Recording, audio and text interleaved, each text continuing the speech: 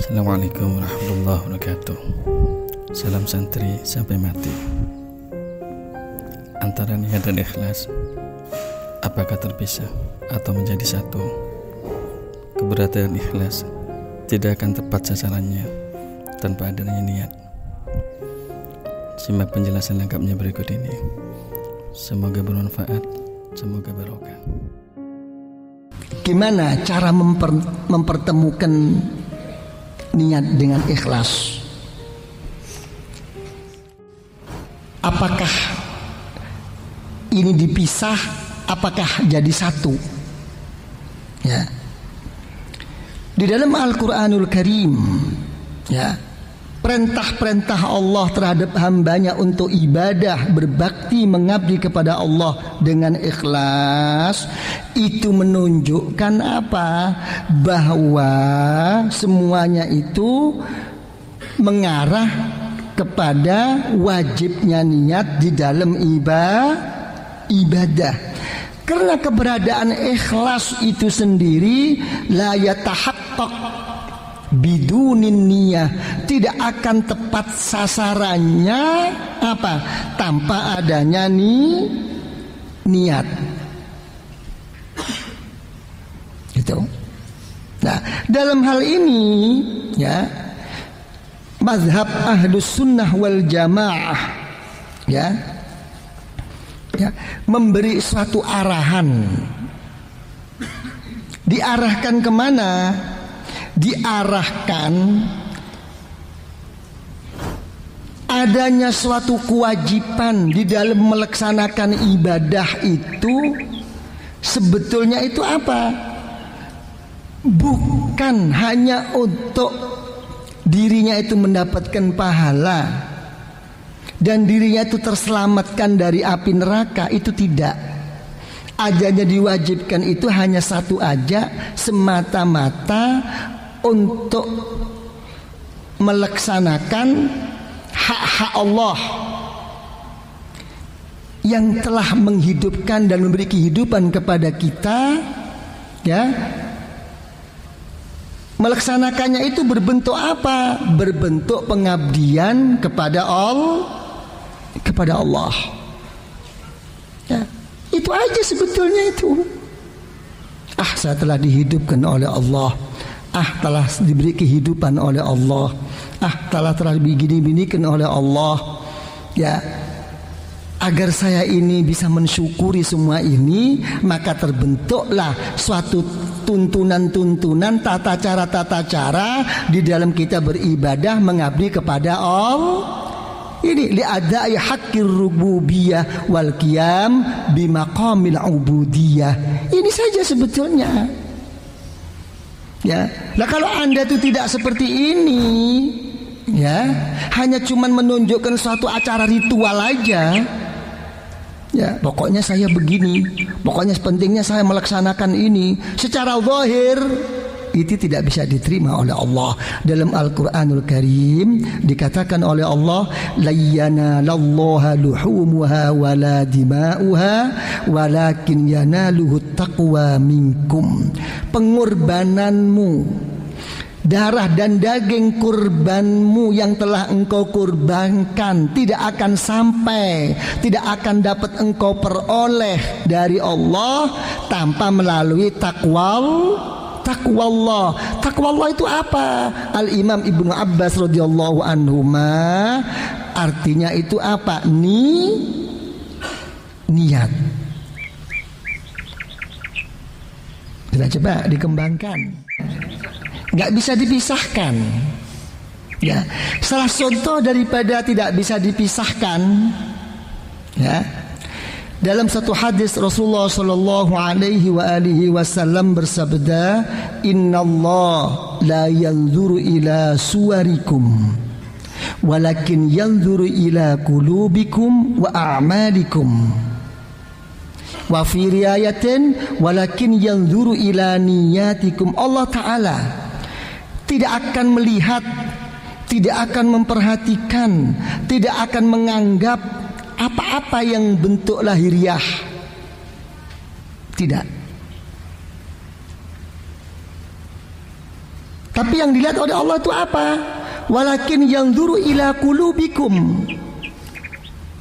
Hatimu bagaimana? Kalau sudah hatimu benar, yang nomor 2 apa yang dilihat oleh Allah? Wa a'malikum, bagaimana amal-amalmu? Sesuai enggak dengan konsep syariat? Sesuai enggak dengan konsep sunnatul Rasul sallallahu alaihi wasallam? Itu yang ditanyakan. Gitu. Makanya ini di dalam thariqah itu ada salah satu pedoman, ya. Salah satu orang itu paling tidak, ya, menjadi hamba Allah yang soleh. Orang itu adalah az-zikr, berzikir. Nah, landasan zikir bisa dikatakan berzikir kepada Allah, wa bisatuhu al-amalus salih. Harus berbentuk amal-amal yang memang telah disyariatkan oleh Allah, yang telah dilaksanakan oleh sunnatul Rasul. Jadi tidak boleh kadang-kadang yang penting saya ini kan karena Allah, yang penting saya ini kan telah begini begitu, yang penting saya telah ingat kepada Allah, yang penting saya ini telah sampai di sisi Allah. Tapi acara ritualnya yang dia kerjakan tidak sesuai dengan syariat Allah, dengan sunnatul Rasul, itu bukan berarti ingat kepada Allah. Jadi kadang-kadang ada kan orang orang ahlul batin, orang kejawen, ya ada. Tujuan orang ibadah itu apa sih? Jangan lagi ibadah. Sampai dalam Al-Quran dikatakan aqimis sholata li dzikri. Tujuan orang menegakkan sholat itu untuk zikir kepada Allah. Muaranya itu ke satu, keinget kepada Allah. Saya sudah ingat kok. Ngapain? Pakai sembahyang, pakai segala pun. Ada kadang-kadang penyakit begitu tuh. Ada apa tidak? Terus diem diri. Saya punya kawan dulu begitu juga. Waktu puasa dia makan apple, ya, makan kue, makan ini, macam-macam dimakan, kacang. Saya bilang, kamu puasa? Puasa saya. Lu kok makan? Oh, saya nggak makan ini. Yang namanya makan itu nasi. Oh iya, nggak makan, kamu nyocok. Istilah-istilah begitu-begitu tuh loh. Ya, ini hati-hati. Kadang-kadang kejawen itu begini. Ya, halus sekali. Ya, dia itu apa? Melihat apa kenyataan. Dan dia tidak tahu kenyataan itu dari mana. Dari Allah, apa dari malaikat, apa dari setan, apa dari akal, apa dari ilmu imajinasinya, apa dari hawa nafsu. Tidak tahu. Kenyataannya kamu harus begini. Kalau kamu nggak tidur begini, hati-hati, harus buka pintu. Kalau maghrib apa? Coba lihat kadang-kadang di pedesaan itu ya. Kalau mau maghrib itu kan semua pintu dibuka, TV-nya dihidupkan, tapi orangnya satu pun nggak ada. Ya, jangan ditutup. Itu tolak tamu namanya. Pandai. Dan betul kenyataannya itu dibuktikan dengan kenyataan. Tapi yang banyak apa? Melanggar dari syariatullah. Kalau di syariat nggak begitu, apalagi sunnatul Rasul. Tutup pintu kalau mau maghrib. Jangan sampai kemasukan ini itu. Gitu. Ini nggak Jadi dulu itu sudah ada, udah ribuan tahun dulu. Waktu Syekh Junaid radhiyallahu an, ya, ada orang bermatur pada Syekh Junaid, ya Syekh Junaid Al-Baghdadi, ini ada orang kata-katanya nggak perlu mengamalkan segala macam amaliyah zahiriyah karena dirinya telah sampai, katanya. Dijawab oleh Syekh Junaid, ya, katakan, ya memang telah sampai kok. Kemana? Ke neraka, gitu. Yang Rasulullah sendiri telah dijamin oleh Allah sampai bengkak kakinya untuk bersyariat kepada Allah, bermengabdi kepada Allah, kok apalagi kita.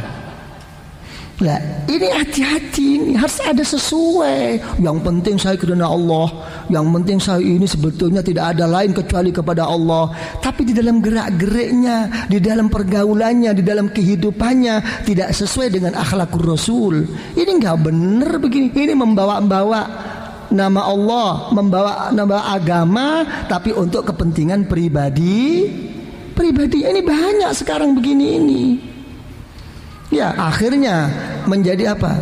Menjadi pemimpin eksekutif. Ya. Eksklusif. Gitu. Apa ya? Halo. Tak pikir dari sini. Inilah. Ya. Jadi itu kebesaran niat. Malah satu hadis Rasulullah sallallahu alaihi wasallam, beliau mengatakan, innama yub'atsun nas ala niyatihim.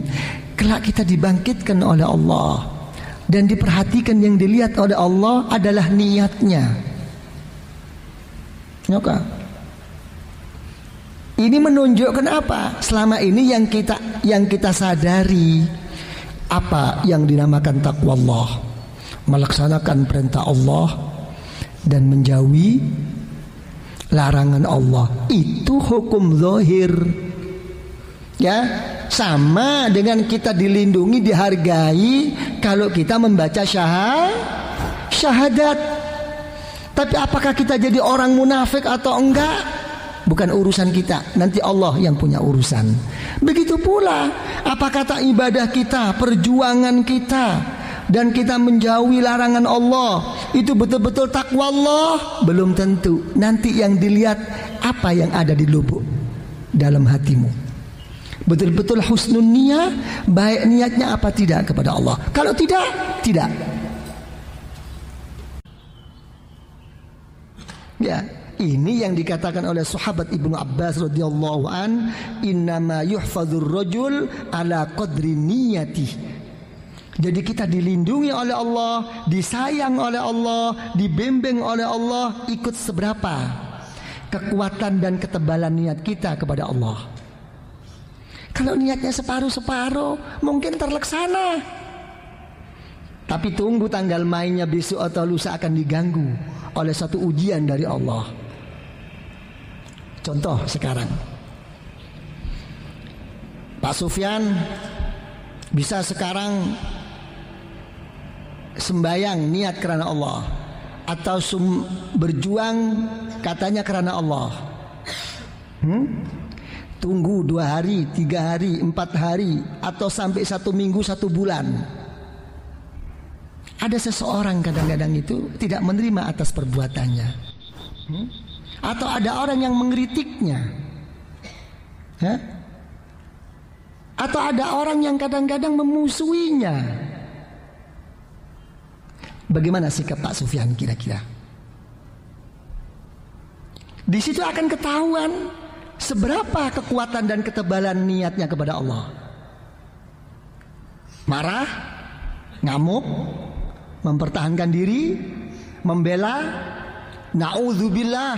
Kadang-kadang sebetulnya enggak karena Allah, karena dari gengsinya berani bersumpah, demi Allah, wah, kalau saya tidak karena Allah, saya tidak mesti kebegini. Hati-hati kamu, dilihat aja di mukanya. Kalau kamu tuh betul-betul membawa rahasia dan nur daripada Allah, kamu tidak marah seperti ini dong, walaupun untuk mempertahankan kebenaran. Kadang-kadang gak sadar, melaknat, mencaci maki kepada orang lain. Hati-hati ya, saya begini ikhlas kok dikatakan begitu. Hati-hati. Oh, ini tambah jadi. Ya, jadi apanya? Ayo, kira-kira terjadi gak kadang-kadang begini? Ini kan orang thoriqah, akan ketahuan kok modal niatnya itu seberapa. Ya. Jadi apa? Setengahnya ulama Sufyan mengatakan apa? Innama yu'ton nas ala qadri niyatihim. Kita pun akan diberi oleh Allah mengikut niatnya.